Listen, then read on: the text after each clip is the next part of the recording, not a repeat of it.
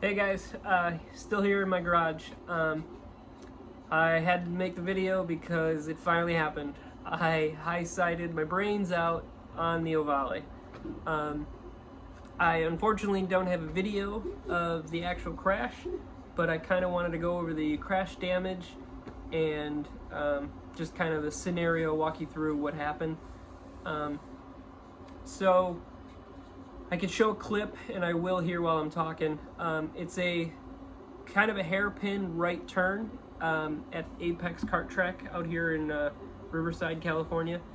So I was in the right-hand turn, and the curbing had a crack in it, and I ended up hitting my knee puck in the crack while I was sliding the rear.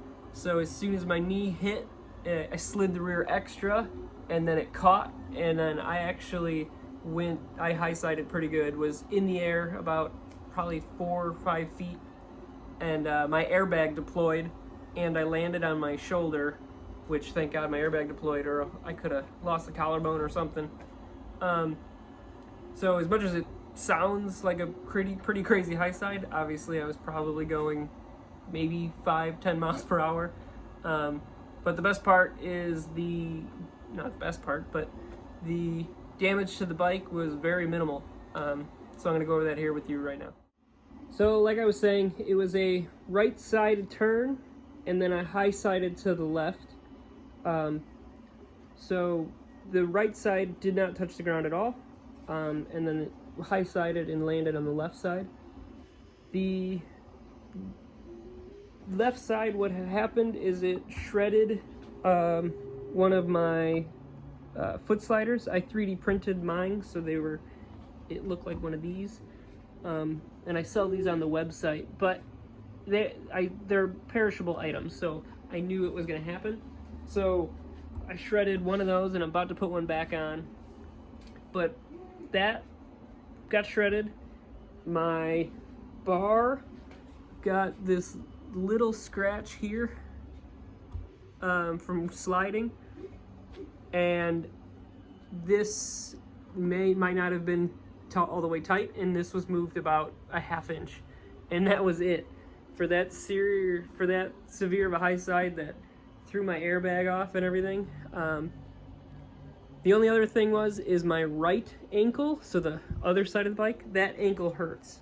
So I think when I slid the rear, my foot ended up folding in, and then I kicked the seat, I think. And the reason I say that is because the seat is actually cracked right here, and it's hard to see because it's so dark, but the bolt, from where the bolt hole is to here, is actually cracked. So I think I had so much kind of force that when my leg hit this, it actually tweaked this pretty good. Or because my seat slider didn't get hit, so I wouldn't say that, it was a tweak from when it hit the ground. I think it was actually me kicking it is what cracked that there. But even with the crash, because it hit the bar and this foot peg, this is still the same seat slider. I didn't even hit it, which is pretty cool. Other than that, there's no other damage. Besides those two things, I ended up pushing the bar back out and did another 2 sessions on the bike like this without the foot slider, and that was it. So I guess it's a testament to how these things crash. I've seen some fast low sides and stuff, and it's usually the same. It's just the seat slider, the foot peg, and then the bar either gets bent or just gets scratched up pretty good, depending on how you have it. But here's to Ohvale. They make a pretty good bike that can take a pretty good punch. So aside from the high side and that little bit of damage, like I said, I rode 2 more sessions and then took off for the day. I ended up going back 2 days later to the track, and my trans finally failed. So the 5-speed Ohvales, what they do is, I think it's the shift fork inside the trans gets bent, and it usually happens in 2nd and 3rd gear, but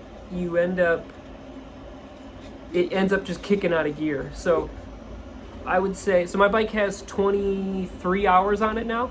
Right when it hit 20 hours, it started, if I was full pin, I was doing clean shifts, but in third gear, at the bottom of the gear, it would like jerk like that.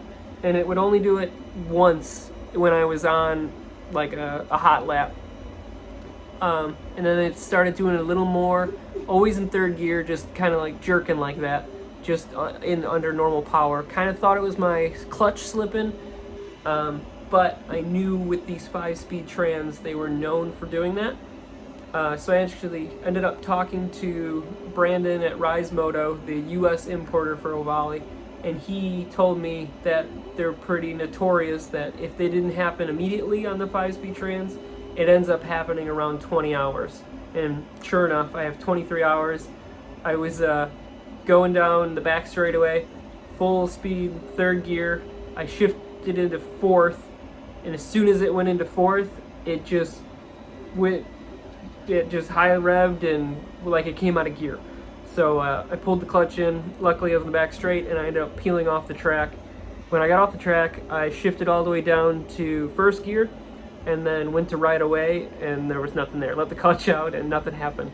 So I kind of got weird, put it into second. I'm like, no, it's not, nothing's happening. So I rolled it back to the pits.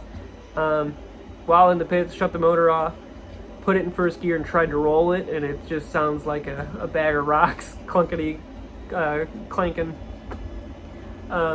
So unfortunately, it finally let the trans go. I know someone out here, Jesse Norton in the US, is selling a part to fix the 5-speed transes, but I believe you have to do it before you do the big damage to it. So on the bright side, I have a new motor coming, and I can make a video on how to swap the motors on these bikes. So keep an eye out for that video, and thank you guys for watching. If you can, give a thumbs up to the video. Apparently that helps more viewers see my videos, and I can continue to make these if you're interested in learning more about the Ohvale and mini bike stuff. Thanks guys.